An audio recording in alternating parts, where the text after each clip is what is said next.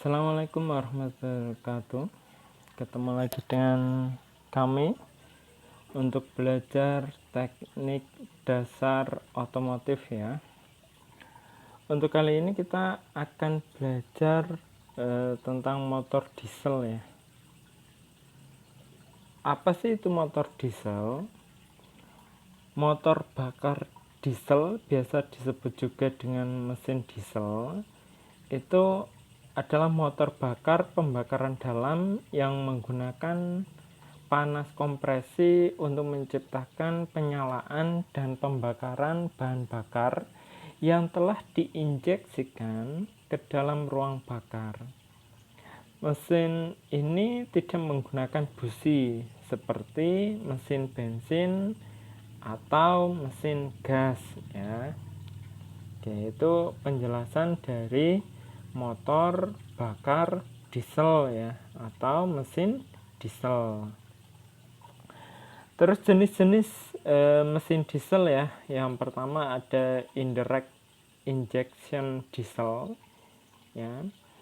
Itu mesin diesel ini banyak diaplikasikan pada mobil diesel yang berkapasitas rendah ya, yang di bawah 3000 cc.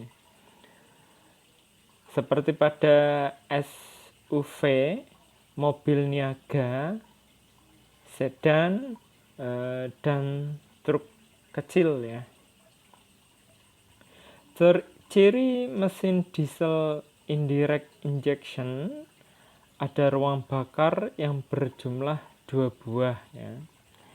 Di atas pistonnya itu terdapat satu ruang bakar yang diberi nama main combustion chamber ya. Sementara satunya terdapat ruang bakar dengan nama pre-combustion chamber yang terletak di dalam ruang bakar. Meskipun berbeda tempat, keduanya sama-sama terhubung melalui sebuah channel ya. Terus pembakaran tidak terjadi pada main combustion chamber, melainkan di dalam pre-combustion chamber. Itu karena injektor terletak di dalam pre-combustion chamber ya. Setelah pembakaran di dalam pre-combustion chamber terjadi, barulah hasil pembakaran itu membakar gas di dalam ruang bakar, utama di atas piston ya. Secara umum, tipe ini tidak lagi digunakan karena dari segi efisiensi kurang baik. Selain itu, emisinya juga buruk ya, sehingga untuk mesin diesel produksi terbaru tidak menggunakan jenis mesin diesel ini ya. Untuk membedakan mana mesin direct injection, kalian bisa cek komponen busi pijar ya. Komponen ini selalu tersedia pada mesin diesel tipe indirect injection ya. Oke. Terus yang kedua ada direct injection diesel ya. Oke. Mesin diesel tipe direct injection memiliki desain yang lebih praktis ya. Karena hanya terdiri dari sebuah ruang bakar yang terletak di atas piston ya. Untuk model ini, injektor akan langsung dimasukkan ke dalam ruang bakar melalui bagian atas kepala silinder dan biasanya tidak memerlukan busi pijar. Dibandingkan mesin diesel tipe indirect, tipe ini memiliki tenaga lebih bagus, lebih efisien, dan emisinya juga lebih terjaga. Untuk mengidentifikasi mesin diesel direct injection, kalian bisa cek penempatan injektor. injektor akan diletakkan di titik center kepala silinder. Ya, biasanya itu yang menggunakan ini atau direct injection itu seperti bus, terus truk tronton itu biasa menggunakan tipe mesin diesel yang direct injection. Ya. Terus jenis mesin diesel yang ketiga ada common rail direct injection atau CRDI. Ya.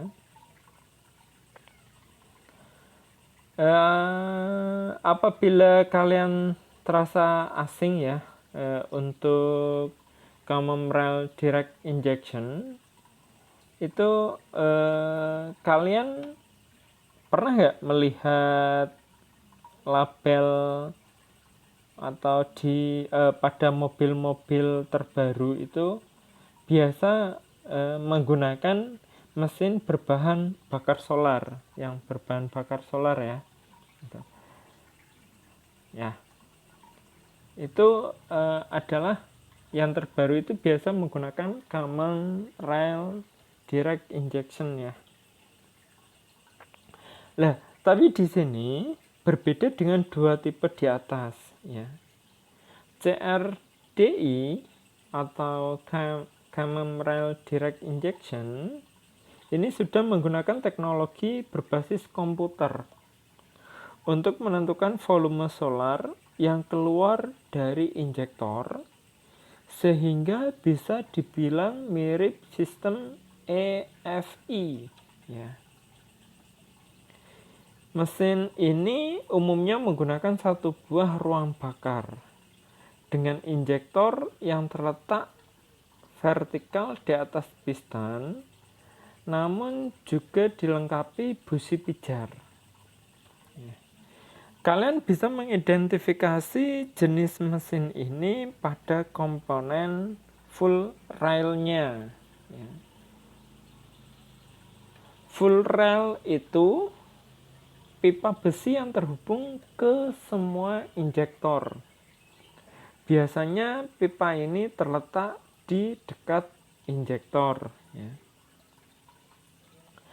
Lah, contoh mobil yang menggunakan common rail direct injection atau yang mesin diesel yang terbaru itu biasa contoh mobil yang terbaru ya yang menggunakan mesin diesel tapi yang jenis common rail direct injection itu contohnya ada Fortuner ya, terus Pajero Sport, terus ada juga R3 yang diesel ya. R3 yang diesel itu juga sudah menerapkan teknologi tersebut ya. Lah di common rail direct injection ini ada kelebihannya ya.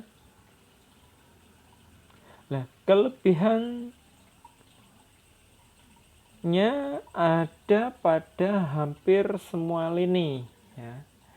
Bahan bakarnya lebih ekonomis, torsinya lebih maksimal, dan emisinya lulus Euro 3 ya.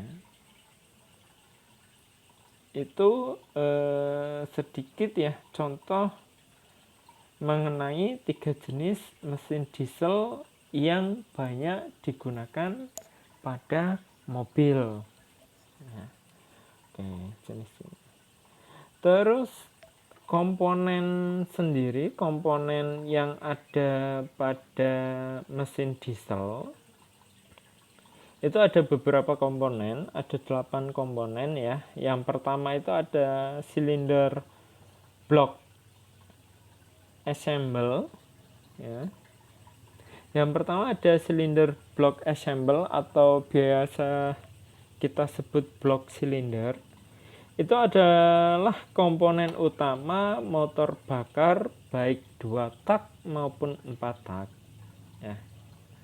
Komponen ini menjadi sebuah komponen primer untuk meletakkan berbagai engine kompartemen yang mendukung proses kerja mesin. Seperti yang bisa kita lihat ya, di blok silinder tiap mesin itu pada umumnya sama ya. Namun pada detailnya itu pasti ada perbedaannya ya. Kenapa? Karena dikarenakan pembuatan detail blok silinder itu disesuaikan dengan beberapa komponen yang akan menempel pada blok tersebut, gitu ya.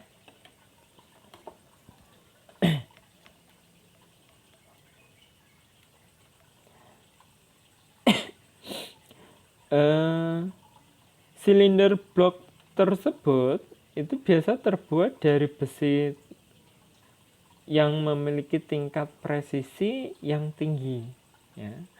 Umumnya pada sebuah blok mesin itu memiliki beberapa komponen ya, antara lain itu komponen yang ada di blok mesin atau blok silinder. Itu yang pertama ada silinder atau main line ya,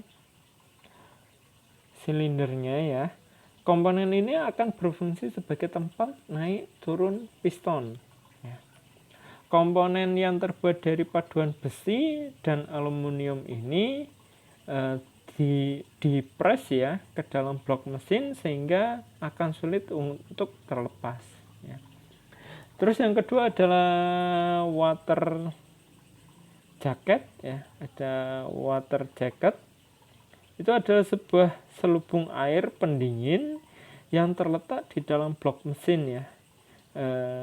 Tujuannya agar proses pendinginan mesin berlangsung maksimal ya. Water jacket sendiri berbentuk lubang di dalam blok silinder ya, yang mengelilingi linearnya itu. Terus yang ketiga ada oil fat lens.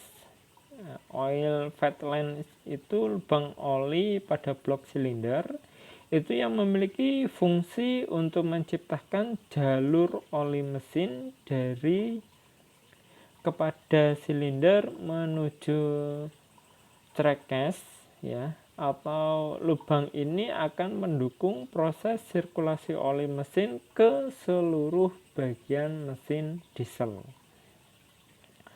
ya. Terus yang kedua ada silinder head assemble. Unit komponen tersebut itu sama hanya dengan blok silinder ya. Komponen ini juga terbuat dari material ya yang sangat kuat ya. Saat ini kebanyakan head silinder itu berbahan aluminium ya. Kenapa berbahan aluminium? Karena lebih ringan dan kuat, itu alasannya ya. Nah, di dalam silinder head assemble itu juga ada unitnya ya, yang terdiri dari valve spring, terus ada camshaft, terus ada rocket arm, terus ruang bakar ya. Itu ada di dalam silinder head assemble. Terus yang ketiga adalah piston ya, piston ya, itu penggeraknya ya. Itu berfungsi untuk mengatur volume di dalam silinder. Mengapa volume di silinder perlu diatur? Itu karena agar proses kerja mesin dapat berlangsung ya. Nah, secara umum ada 3 bagian inti pada piston itu ya. Yang pertama ada kering kompresi. Itu bersifat elastis yang fungsinya untuk mencegah terjadinya kebocoran udara saat langkah kompresi ya. Terus ada juga ring oli. yang terletak di bawah ring kompresi berfungsi untuk mencegah oli mesin masuk ke dalam ruang bakar. Terus yang ketiga, bagian piston yang ketiga ada pin piston. Itu sebuah pin yang terletak di dalam piston untuk menghubungkan piston dengan connecting rod ya. Oke. Terus yang keempat adalah crankshaft. Itu adalah sebuah komponen yang terbuat dari besi yang digunakan untuk mengubah gerak naik turun piston menjadi sebuah gerakan putar ya. Nah, ada beberapa bagian pada poros engkol atau crankcase ya. Crankcase itu juga disebut poros engkol ya. Bagiannya itu adalah crank pin, terus crank journal ya, crank journal, terus ada wax balance ya. Itu bagian dari poros engkol atau crankcase. Terus yang kelima adalah oil pan. Oil pan adalah sebuah bak khusus yang berfungsi untuk menampung oli mesin ya. Meski hanya bertugas sebagai penampung oli mesin, komponen ini juga tidak bisa dibuat sembarangan ya. Umumnya komponen ini terbuat dari besi tipis seperti seng ya, namun beberapa mobil telah mengkombinasikan dengan bahan yang lebih tebal ya. Tapi umumnya itu yang biasa digunakan itu menggunakan semacam seng gitu. Terus yang keenam ada timing chain assemble ya. Timing chain assemble itu dalam sistem mekanisme katup fungsinya untuk menghubungkan putaran engkol dan camshaft ya. Camshaft putaran engkol dan camshaft itu dengan sudut tertentu ya. Komponen berupa rantai kecil ya yang terletak pada mesin bagian depan. Itu disebut timing chain assemble ya. Terus yang ketujuh adalah flywheel. Flywheel itu roda gila ya, biasa disebut juga roda gila. Flywheel itu roda gila, pada awalnya itu fungsinya itu untuk menyeimbangkan putaran mesin ya. Fungsi dari flywheel itu untuk menyeimbangkan putaran mesin. Komponen ini terbuat dari besi padat yang dapat menyimpan torsi ya. Itulah mengapa komponen ini dapat menyeimbangkan putaran mesin. Nah, selain penyeimbang putaran mesin, flywheel juga untuk menyalakan mesin fungsinya ya. Oke. Terus yang ke-8 adalah full system assemble. Full system assemble itu berfungsi untuk mensuplai sejumlah bahan bakar solar ke dalam ruang bakar saat langkah usaha ya. Ada dua macam sistem bahan bakar pada mesin diesel, yaitu konvensional dan sistem common rail ya. Oke, itu ada komponen-komponen utama pada mesin diesel. Terus langkah-langkah atau cara kerja pada mesin diesel itu ya, yang pertama itu piston turun, posisi intake valve atau katup masuk itu terbuka dan exhaust valve tertutup. Bahan bakar bercampur udara terhisap masuk ke dalam ruang bakar ya. Terus setelah itu langkah yang kedua itu piston naik, posisi intake valve dan exhaust valve tertutup, terjadi kompresi atau pemampatan bahan bakar akibat tekanan dari piston yang bergerak naik ya. Setelah itu langkah ketiga itu terjadinya ledakan yang dipicu oleh pemampatan atau kompresi ya, akibat dorongan dari piston sehingga tekanan dan suhu tinggi pada campuran udara dan bahan bakar.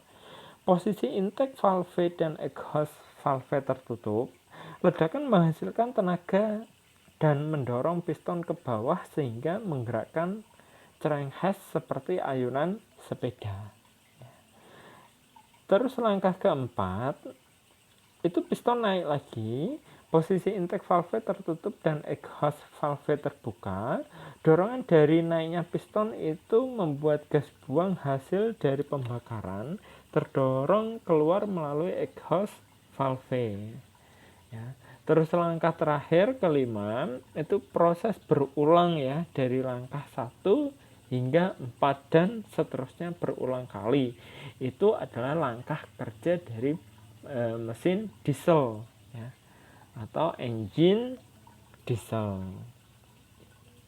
Terus karakteristik mesin diesel ya, itu yang pertama ada bahan bakar yang digunakan adalah bahan bakar diesel, solar, biosol, dan lain-lain ya. Terus yang kedua itu memiliki karakteristik tidak membutuhkan komponen pengapian untuk proses pembakaran ya. Terus karakteristik yang ketiga, resiko kompresi relatif besar, umumnya antara 15:1 hingga 22:1. Langkah keempat, tenaga dan rotasi bisa dicapai pada RPM yang lebih rendah dari mesin bensin. Terus karakteristik yang kelima itu torsi puncak lebih tinggi dari mesin bensin, namun tenaga maksimum lebih rendah dari mesin bensin. Karakteristik yang keenam, tidak cocok dioperasikan pada RPM tinggi ya. Terus karakteristik yang ketujuh, akselerasi terasa lebih lambat daripada mesin bensin. Karakteristik yang kedelapan, getaran dan suara yang dihasilkan mesin bensin lebih kasar dari getaran dan suara yang dihasilkan mesin diesel itu lebih kasar daripada mesin bensin. Karakteristik yang kesembilan itu polusi yang dihasilkan terlihat lebih pekat ya daripada mesin bensin ya. Walaupun sama-sama sebenarnya polusi yang dihasilkan tuh sama-sama beracun sebenarnya ya. Terus komponen karakteristik yang ke-10 itu material mesin diesel lebih kokoh dan lebih berat biasanya. Dia lebih kuat ya. Oke, itu karakteristik mesin diesel. Terus mesin diesel sendiri juga memiliki kelebihan ya. Itu yang pertama, tenaga dan rotasi atau torsi maksimum mudah dicapai pada putaran RPM rendah ya. Terus kelebihan yang kedua, torsi puncak dari mesin lebih tinggi. Terus kelebihan yang ketiga, mampu membawa beban berat dan lebih mampu ditanjakan ya. Terus kelebihan yang keempat itu relatif lebih irit bahan bakar dengan kapasitas mesin yang sama. Terus kelebihan yang kelima, tidak terdapat pengapian sehingga lebih sedikit komponen yang perlu dicek dan diganti secara berkala. Itu kelebihan dari motor mesin diesel ya. Dari kelebihan motor mesin diesel juga mesin diesel memiliki kekurangan ya.